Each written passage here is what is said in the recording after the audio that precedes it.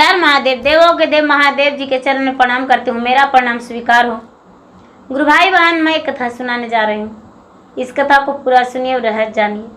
आदि नहीं, आदि सुनने में शिव गुरु की अपमानित होती है और पूरा सुनने में ज्ञान होती है। इसलिए कथा को पूरा सुनिए और रहस्य जानिए। हर हर महादेव, घर घर महादेव। गुरु भाई बहना, एक साधु थे। तो प्रतिदिन वो बेचारा भीछा मांगते थे और भीछा मांग के ही वो अपना गुजर बसर करते थे। उनका गुजारा वही भीछा से होता था। कभी आज ये गांव तो कल वो गांव तो परसों वो गांव। प्रतिदिन वो साधु बाबा भीछा मांगते थे और अपना गुजारा करते थे। गुरु भाई बहना, एक दिन एक गांव में भीछा मांग रहे थे। तो एक धोबिन के द्वार पर गए भीछा मांगने। एक धोबिन के द्वार पर गए तो जो दो धोबिन थी वो बोली, हे साधु महात्मा, हम इस वक्त कपड़ा धो रहे हैं, आप मेरे द्वार पर बैठ जाइए, हम आपको भीछा दे देंगे, अवश्य देंगे। वो बेचारे साधु महात्मा जो थे, साधु महात्मा द्वार पे बैठ गए और बेचारी धोवन जो थी, धोवन कपड़ा धो रही थी। गुरु भाई बहना, वो बेचारी भूल गई कि हम किसी को दरवाजे पर बैठा दिए हैं और कपड़ा धोने में लग गई। एक ही टप पानी ली और सारी कपड़ा धो दी। कपड़ा जब पानी में डालती और पानी में डालकर ऊपर आकाश में फेंकती तो कपड़ा धुल के तह लग के सूख के गिरता। सारी कपड़ा वो उसी तरह धो दी और तह लग के सारा कपड़ा गिर गया।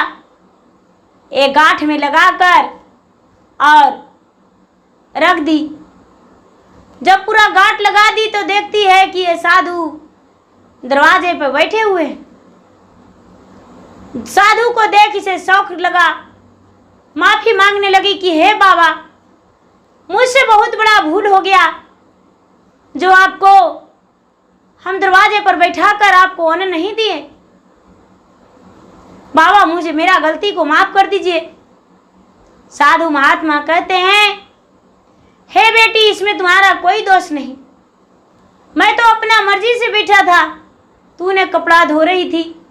तेरे कपड़े को हम देखते देखते मेरा समय बीत गया, पता भी नहीं चला कि हम कितना देर तुम्हारे दरवाजे पे बैठे हैं।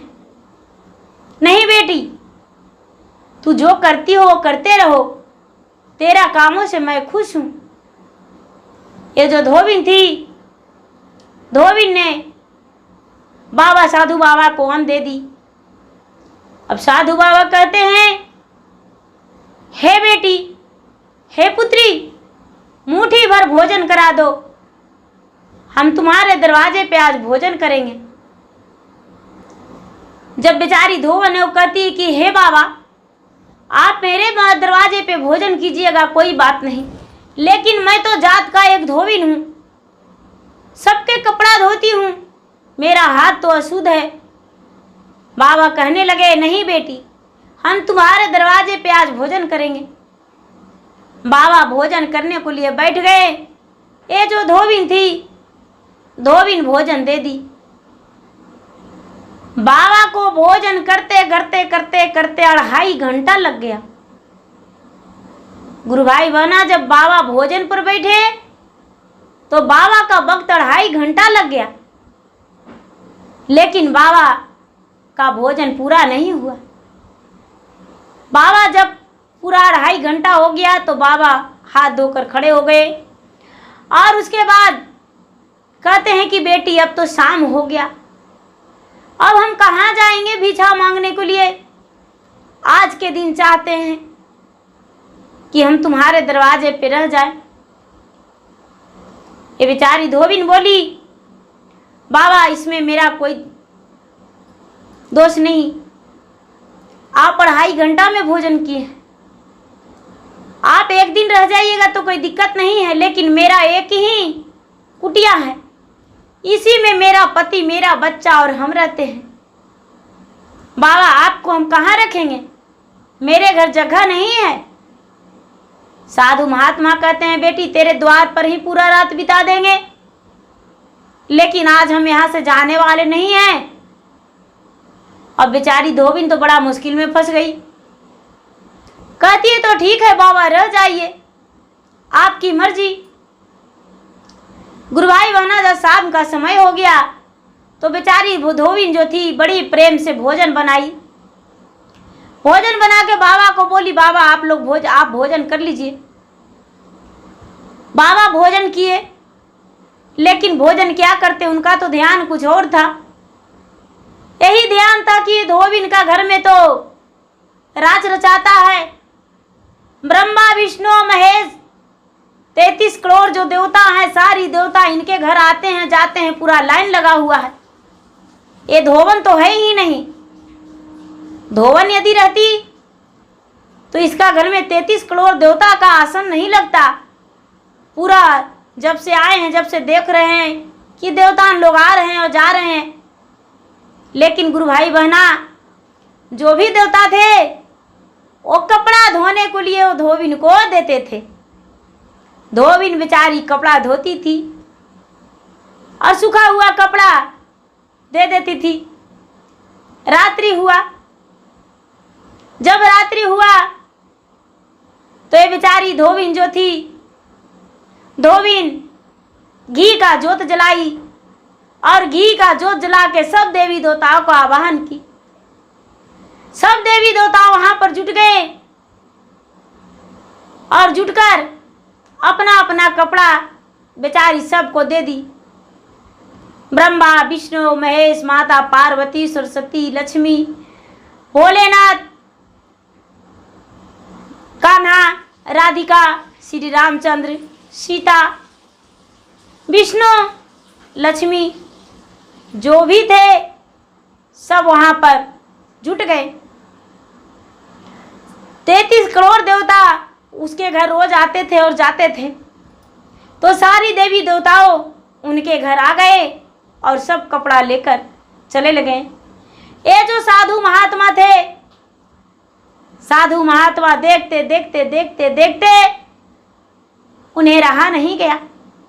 जब सब चले गए, घी का जोत बुझ गया, तो ये साधु बाबा कहते हैं बेटी आज हम तुम्हारे दरबार पे आए तो मुझे दर्शन हो गया सबसे, लेकिन तुम कौन हो हमें बताओ। और जब से आए हैं, जब से देख रहे हैं कि चिट्ठी के धार से सब 33 करोड़ देवता तुम्हारे घर आए और चले गए। ये जो धोबिन है वो कहती है कि हे बाबा सचमुच में एक हम धोबिन हैं, कपड़ा धोते हैं, लेकिन हम धोबिन जो है यहाँ का धोबिन नहीं है, हम इंद्रलोक का धोबिन है। हम इंद्रलोक का कपड़ा धोते हैं। मेरा कपड़ा जो है धोते हैं वो सूखने जाता है इंद्रलोक में, और इंद्रलोक में ही सूख के तह लग के गिरता है मेरे पास। और सब देवी देवताओं जो है मेरे पास आते हैं कपड़ा लेने के लिए, और सबको हम रात्रि में कपड़ा दे देते हैं और सब कपड़ा लेकर चले जाते हैं। ऐसा बात जब सुने साधु बाबा तो कहते हैं हे बेटी एक दिन और रहना चाहते हैं, हम सबसे मिलना चाहते हैं और हम मुक्ति चाहते हैं। वो साधु महात्मा फिर से रुक गए। रात्रि हुआ, सब देवी देवताएं आए।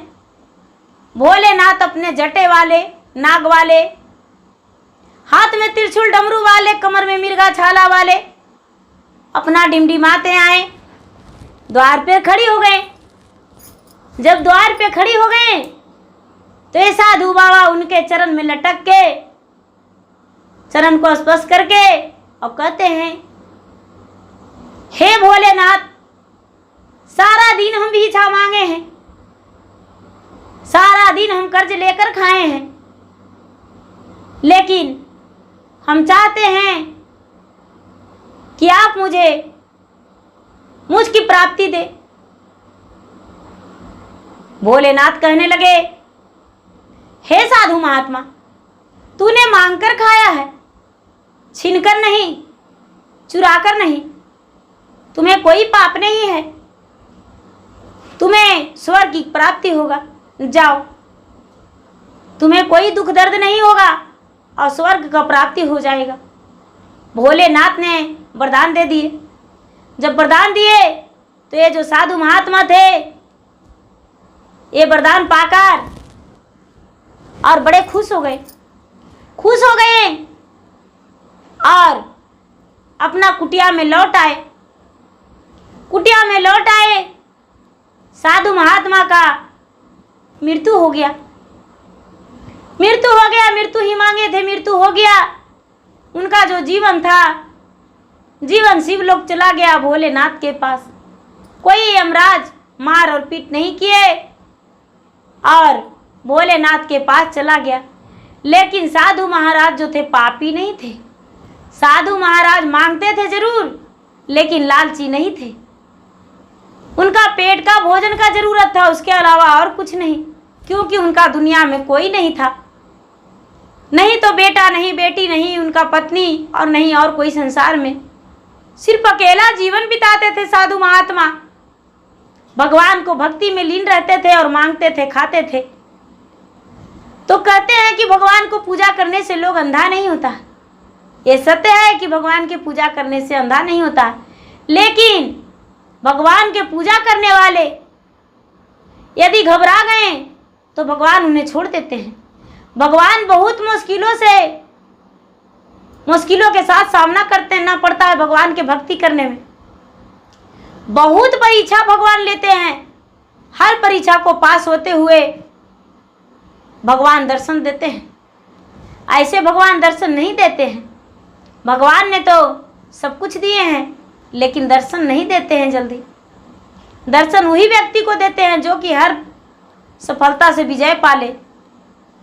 वो पहचान नहीं पाते हैं भगवान किस रूप दर्शन देते हैं, वो भी पता नहीं। भगवान भोलेनाथ अपना नाम के लिए सब कुछ करते हैं। भोले भंडारी हैं, उनका नाम भोले भंडारी है। तो गुरु भाई बहना, जो जैसा करते हैं वैसा पाते हैं। तो मेरा वीडियो अच्छा लगे तो इसे लाइक कीजिए, शेयर कीजिए, सब्सक्राइब कीजिए। धन्यवाद। हर हर महादेव, घर घर महादेव।